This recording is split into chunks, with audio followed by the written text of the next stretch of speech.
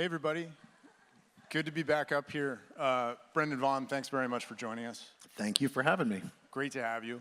I want to start in 2022 when you joined Fast Company as editor-in-chief. You had a long media career across a lot of different outlets, a stint in publishing, across Condé Nast publications, Business Insider, The Atlantic. When you arrived at Fast Company, what did you see? What did you see in terms of strengths, in terms of areas that you wanted to improve? What were your priorities at the time? Thanks for having me. It's great to be here. Thanks everybody for coming. Really appreciate you all being here. I had been working at Business Insider for only 6 months when that happened, and actually The Atlantic only 6 months. I have these great brands on my CV, and should I have an asterisk here? 6 months, 6 months. There was reasons for that. The reason for Business Insider was that I was really loving working there, and I got a call from, I wasn't looking to change. I'd been there 6 months, and it was going well. And I got a call from Stephanie Meadow, who's now our CEO, my predecessor as EIC of Fast Company, and she asked me if I was interested, and I was. I definitely had to kind of, it was weird to be somewhere 6 months, especially after I had been at The Atlantic, which was somebody on parental leave, kind of a between jobs fill-in thing. So I was a little nervous about the 2 6-month back-to-back stints in a row, but it was just such a great opportunity.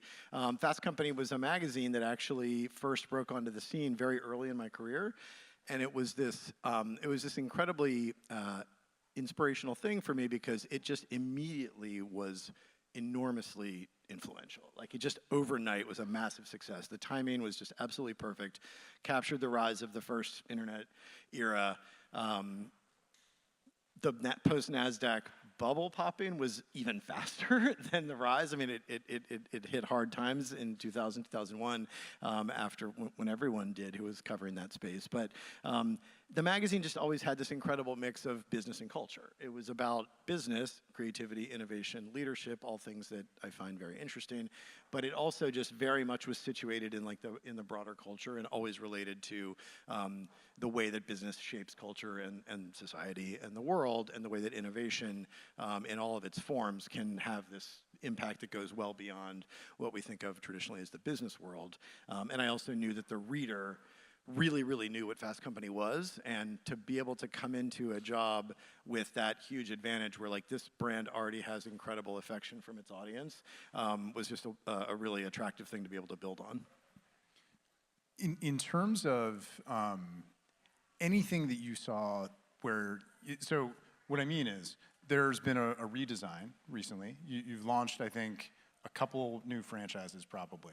When you arrived in 2022, was any of that apparent? I want to make sure that we do this franchise. I think we're up for a redesign. I think there are a couple of things that can really help to deepen what Fast Company is about and make it a better version of itself.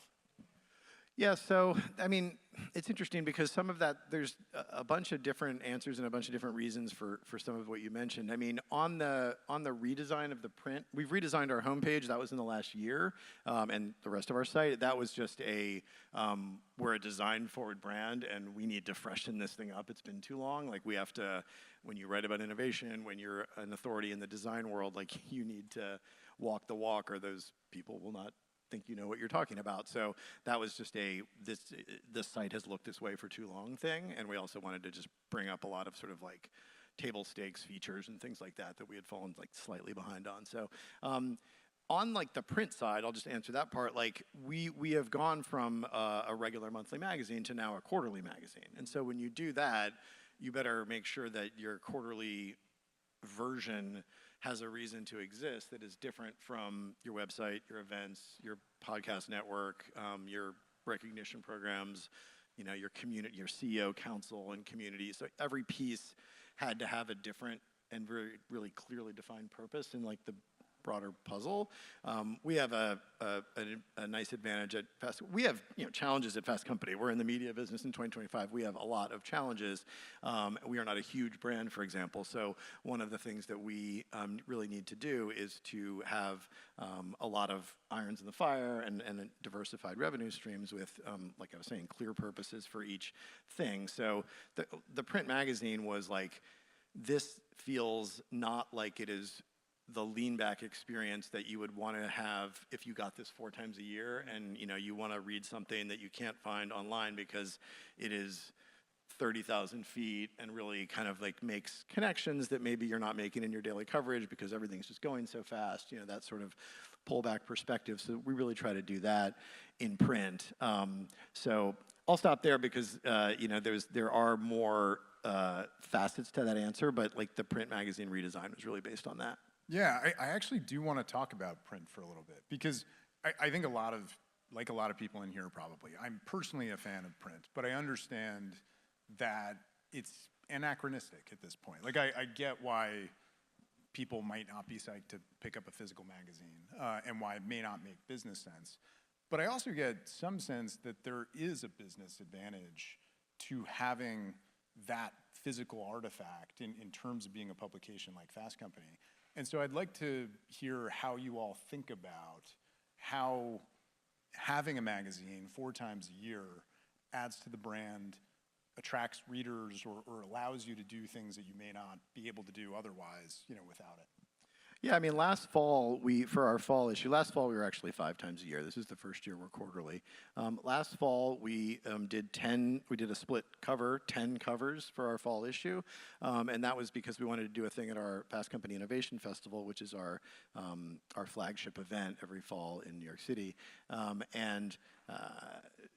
To really make that special, it was our 10th anniversary of the festival. We said, let's name the 10 most innovative people of the last 10 years. And to make that attractive for them, I mean, it's attractive to be called that helps. But we offered a magazine cover, an onstage interview at the Innovation Festival, a video with a walk-on video. So the print piece of that was a significant thing. Magazine covers still do actually mean something to the public, but I would say especially to the subjects. Being asked to be on the cover is something that print and print alone can really deliver in that unique way. So yeah, that was a big reason that we do print. It's also, we do 6 recognition programs that many of you, I hope, have heard of. Most Innovative Companies, Brands That Matter, Best Workplaces for Innovators, 3 others. And the honorees of those programs, they want to be in the magazine. Like, winning is nice, but being in print, it's not ephemeral like a web page. It actually has that kind of thing. And the funny thing about that always cracks me up is that the most advanced tech companies in the world, who, by the way, are helping to kill our little print magazine, really care so much. I'm half serious about that. But they really do care about being in the magazine, and so it has value to us to continue to publish. In another way, it's also just a really beautiful object. It's just a beautiful expression of what we are at our best, and how, when you get a team of people together to make something, I'll say permanent, semi-permanent, like a magazine is. Hopefully you keep it, put it on your shelf. It still does matter, even as the business rationale is certainly not what it was. But essentially, it still has cachet, and meaningful cachet with sources and subjects. So that's something. I do want to talk about the business in general, because at one point, I suspect Fast Company, like a lot of other monthly, biweekly magazines, it was pretty clear what the business model was. It was subscriptions and it was advertisers, and then some of that moved into the digital realm. And I'm sure that's still a big part of the mix, but I imagine, like a lot of other publications, there's an event piece, there's some brand work, content work, there's podcasts. Can you give us a sense of sort of the pie chart of Fast Company's revenue? Yeah, I mean, we're just over 50% is still advertising and sponsorship. So that is increasingly kind of bespoke advertising and marketing partnerships with companies, as opposed to, CPM, digital direct type stuff. So that's a little over half. Consumer revenue is about a third. That includes subscriptions to our, digital product, print magazine, different combinations thereof of those things. It includes all of the revenue from our application programs, the awards programs I was just talking about. We also do licensing, syndication, so foreign edition licensing. We have a handful of foreign editions, as well as logo licensing for the awards programs that we do, which is a piece of our revenue as well. So, you know, it's changed. I mean, not long ago, that piece that was advertising was much bigger. That piece that was consumer was much less. Our ratio is still not like some of the big scale players in media who have like almost completely flipped that to more of like an 80-20 consumer to advertising. We're not there. We still care about advertising. We care about traffic. We care about audience size. But we are definitely focused more right now. I say more right now. We are increasingly focused on that consumer piece and just continuing to build really, really solid long-term relationships with our audience, which we do have the foundation for that. We have a lot of those relationships already, but when you look at AI proofing your business, which is impossible to do, by the way, but you can do it as best you can, that community and those relationships are just so important to our future. Yeah, so basically the path to growth as you see it is expanding the subscription piece of that pie chart. I mean, events too, events. I would subscriptions are a huge part of what we're trying to do and a huge part of what we see in our future. We need a sizable funnel to get those subscriptions in there. So you're still trying to create, audiences that you can sell advertising against. But we want to convert as many of those readers as possible. And then, through that first kind of like traffic funnel that leads to a marketing funnel, you'd be able to make those audiences aware of all the great events we do, all the great programs that you can apply to. If you're a CEO or a chief design officer or a chief innovation officer, join the Fast Company Impact Council, which is a more expensive, members-only, executive council organization that we're increasingly interested in building up, and we've doubled in size in the last couple of years. What is an ideal Fast Company story in your view? When you fire up the homepage, what do you want to see from your writers, and what do you not want to see? Yeah, I mean, I'd say like the platonic ideal Fast Company, like sort of quick digital story is a kind of holy shit, never thought of that headline that is about some innovation, some business innovation. That is a very sort of classic Fast Company story, like, there's a new paint on the roads in LA and this paint absorbs X amount of energy and cools down the air, whatever, stuff like that. And it's from microalgae or something. And those stories can do really well. There is there's a weird thing that kind of Fast Company has had to deal with. This isn't even something that like we talk about around the office. It's just something that I've noticed, which is that years ago when things weren't as obviously measured by how many people clicked on the story, you could deliver news to your audience about some company that no one's ever heard of, some technology that no one's ever heard of, just some idea that is literally just the kernel in someone's brain, and maybe it'll become something someday, and maybe it won't, and fulfill, in a sense, Fast Company's editorial mission of like reporting on innovation and being first to talk about stuff that down the line might become a household name. That is easier to do in a world where it's not measured by clicks. Because if you don't know what it is and you've never heard of it, I mean, you write an amazing headline, you can still get the audience, but if the headline is so-so, then this amazing thing is just going to go unread and undiscovered by the public. So nowadays, our site needs to have a combination of that pure innovation journalism where we are the first to tell you about something and stuff that people are very, very familiar with and are already talking about every other place online at that moment. So we have to have that combination of that new stuff and that internet conversation that if you don't do, you really don't have much of a chance. I get it. So kind of not lure them in, but get them in the mix via topics that folks are going to be interested in and readily understand. And then they see a headline and they go, oh, I want to know about that microalgae on the roads or whatever. And yeah, I'm going to read about it. We do have to talk about lists because Fast Company has incredible lists. And I would love to understand the process behind some of those, if you're going to do any others that we don't know about, and just sort of the thinking in terms of those franchises and how they've evolved. So I'll answer the second part first. We do have a new list that actually just launched last fall. It's called Ignition Schools. We launched it very quietly. It is for colleges and mostly universities, because they need to be, for the most part, research universities.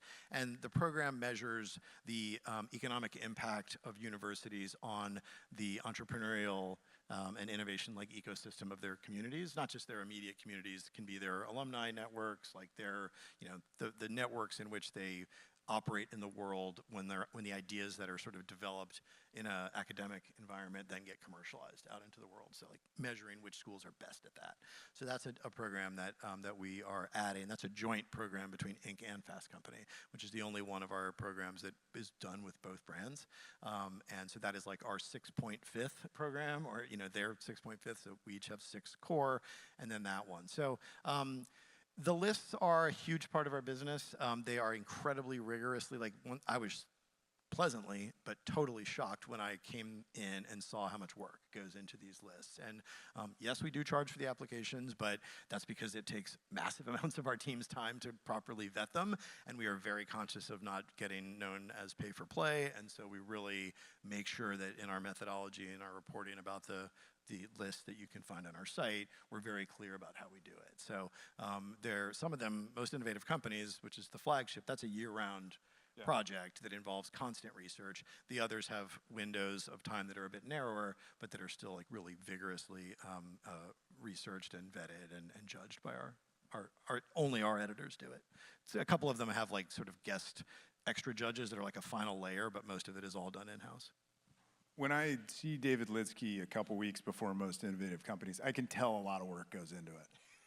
I can tell somebody's putting in real hours. So David Litsky, who JJ is talking about, is somebody that worked at Fast Company for 20 years. He was and is kind of Fast Company. He's just this sort of spirit animal of the whole place. And he's a brilliant guy and an incredibly hard worker. And but you don't want to go too close to him in the 10 days or so before Most Innovative Companies comes out. And I am so thrilled, if anybody didn't see on the sort of business news job sites and whatnot, David returned to Fast Company. So he went away for a little over a year, learned a ton at another place that he went. Very cool experience, but kind of missed us, and we missed him, so he's coming back. Yeah. He's back. That's great news. You mentioned Inc. I've been to your offices, not in the last year, but you basically share a floor, last I remembered. What is the cross-pollination between Inc. and Fast Company in terms of, you mentioned that list, which I was not aware of, in terms of that kind of joint effort.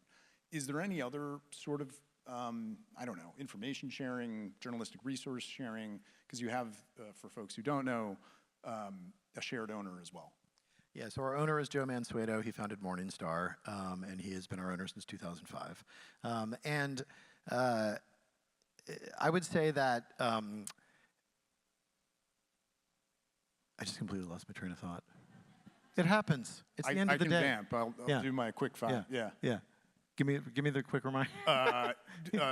Mansueto, cross-pollination. So not a lot. Okay. So Inc., where we cross-pollinate is in our shared functions. So we have the same marketing department. We have the same events department. We do learn a lot from each other. And like when something works really well on the Inc. side for that, we will apply it to the Fast Company side.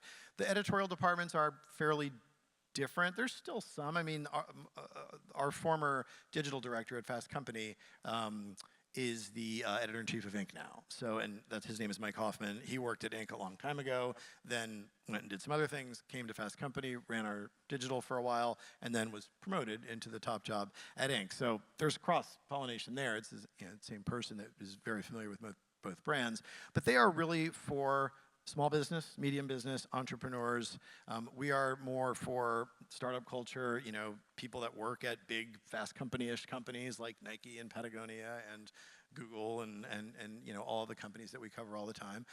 So while there's shared learnings, they tend to be more in the business building side of it than the editorial side of it. But the Ignition Schools program that I just mentioned is an example of editorial collaboration that I'm really excited about. Awesome. Last question. AI. What thrills you? What terrifies you?